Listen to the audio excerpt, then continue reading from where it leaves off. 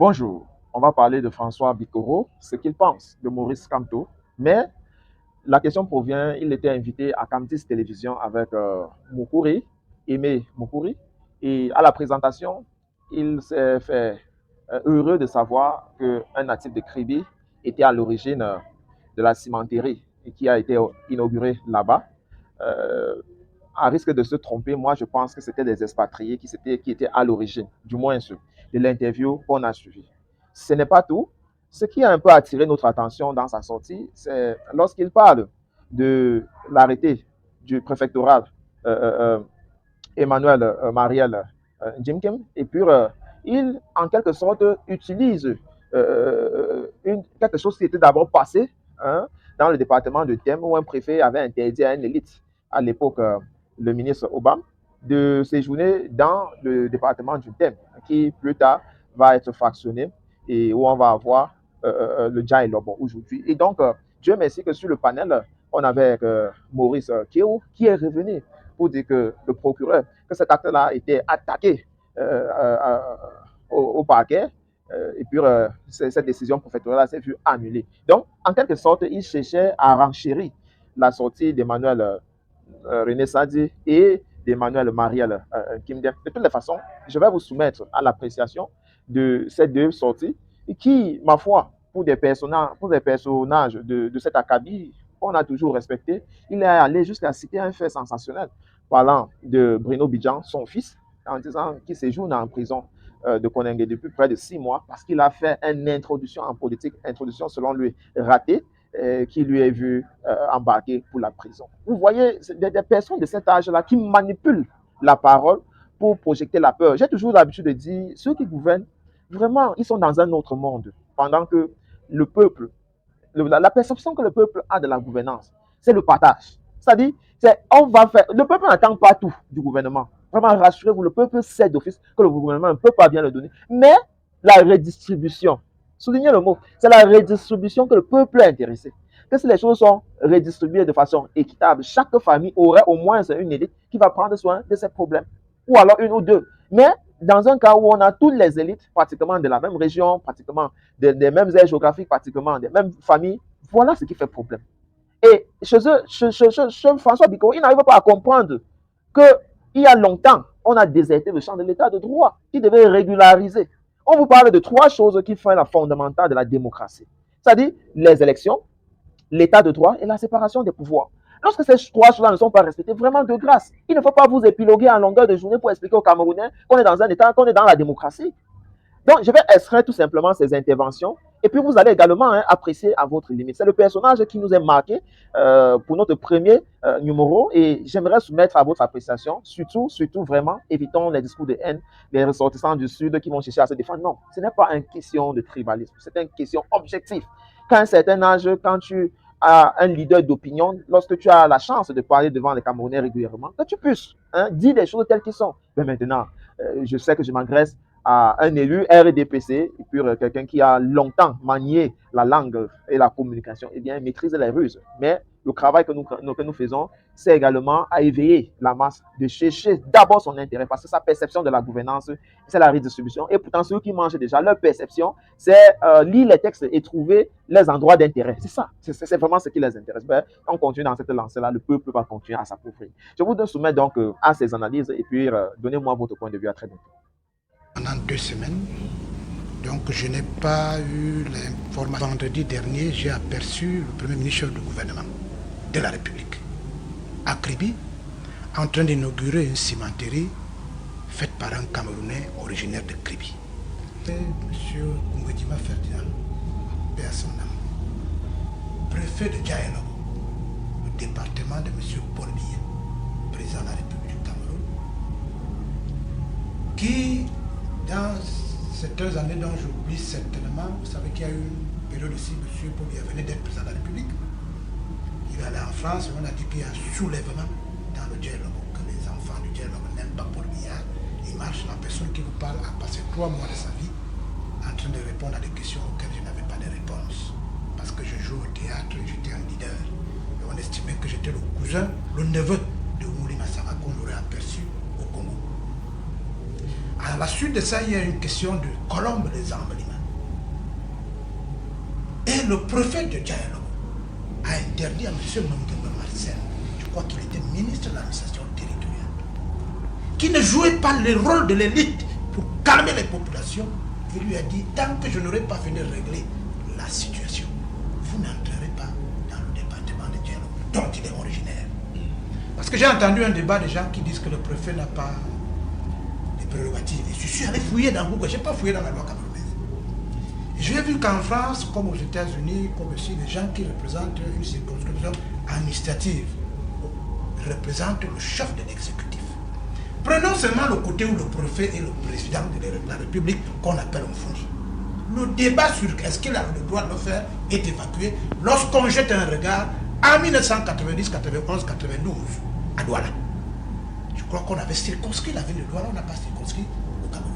Et plus récemment, quand il y a eu les problèmes de, vous les appelez fourmis, les gens qui voient les microbes. Voilà, les microbes. Je crois qu'à l'intérieur du département de Douala, à l'intérieur de Douala, on a circonscrit 3 quartiers. Et quand je reviens aux questions de liberté, on a restreint les libertés des uns et des autres. Donc le préfet a fait simplement ce qu'il doit faire. Ce débat a été éculé une fois que le ministre de l'administration territoriale est rentré en jeu. Parce que les gens lui disaient, est-ce que c'est seulement Yaoundé? Quand on est président de la République, comme Paul Biya, et quand on est préfet représentant de Paul Biya, j'imagine que l'ensemble des services de la nation sont à votre disposition pour mieux renseigner la République. Et c'est le siège des institutions. Double responsabilité. Maintenant, il y a un environnement qui est celui de l'environnement avant l'élection de 2025. Vous avez dû constater que les acteurs politiques, 2 ans avant, je ne sais pas pourquoi, de 92 à 2024, on accélérait pas les inscriptions sur les listes électorales, on n'avait pas de prise de position qui étaient difficiles. Donc il peut donc arriver que le préfet, dans son rôle régalien, n'a pas encore pris un acte restreignant les libertés des uns et des autres. Et là, j'en viens donc à qui s'adresse le préfet. Vous voulez savoir à qui s'adresse le préfet? Regardez seulement les réactions des uns et des autres, qui vont dans tous les sens. Moi, j'ai vu le préfet assis avec les responsables des organes de presse, des institutions médiatiques. On a encore les images, justement. J'imagine qu'il s'adressait aux institutions médiatiques qui ont une fusion avec l'agora qu'on appelle l'opinion. En leur disant, attention, les gens qui viendront sur votre plateau, deuxième niveau de responsabilité auquel monsieur le préfet s'adresse, nous qui venons sur le plateau, nous qui avons la possibilité de parler à l'opinion, d'avoir un impact sur la régulation de l'opinion. Attention, l'environnement du moment n'est pas bon pour un certain nombre de choses. Vous avez sur ce plateau le père d'un enfant qui a pris 6 mois d'emprisonnement ferme parce qu'il a fait une introduction dans l'espace médiatique. Et la première chose qu'on lui a reproché, c'était incitation à la rébellion. Je me serais attendu que tous ceux qui font beaucoup de bruit aujourd'hui, c'est à ce moment-là qu'ils auraient dû se dire, de par l'induction de cet enfant dans l'opinion, que ce n'est pas bon.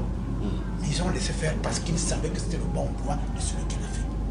Je pense donc à mon humble avis qu'il faut interroger vous qui nous appelez ici chaque dimanche, et vous savez que sur ce plateau, je vous avais dit que je ne tolère pas qu'un professeur d'université dise tiens à quelqu'un qui présente un débat. Vous m'avez dit non, c'est la liberté et tout et tout et tout. Eh bien, ce professeur d'université a une induction sur la construction de la masse critique intellectuelle de notre pays pour l'avenir, que j'appelle les étudiants. Donc je pense donc à mon humble avis que dès que vous aurez circonscrit que le professeur s'est adressé en première position à ceux qui construisent l'espace médiatique, qu'on appelle l'opinion, et à ceux qui viennent les aider à construire cet espace médiatique, nous les acteurs, soit la société civile, soit la société politique. Si vous ne voulez pas que votre liberté soit restreinte, n'insultez pas les institutions. N'incitez pas à la révolte. Terminez. C'est comme un enfant qui est en classe de terminale, qui a 15 ans, à qui le père dit, si tu passes le baccalauréat, je te donne un bonbon. Si tu ne passes pas le baccalauréat, tu n'as pas de bonbon. Si tu m'amènes une grossette, tu ne vas plus à l'école. La responsabilité de l'enfant, c'est de ne pas échouer et de ne pas faire un bébé. Terminé. Merci. Et puis dire que, ok, porter plainte. Mais sauf que l'acte, il y a pris. Vous comprenez un peu? Et qui qualifie l'acte? Parce que je vous dis qu'on est sur ce plateau de télévision.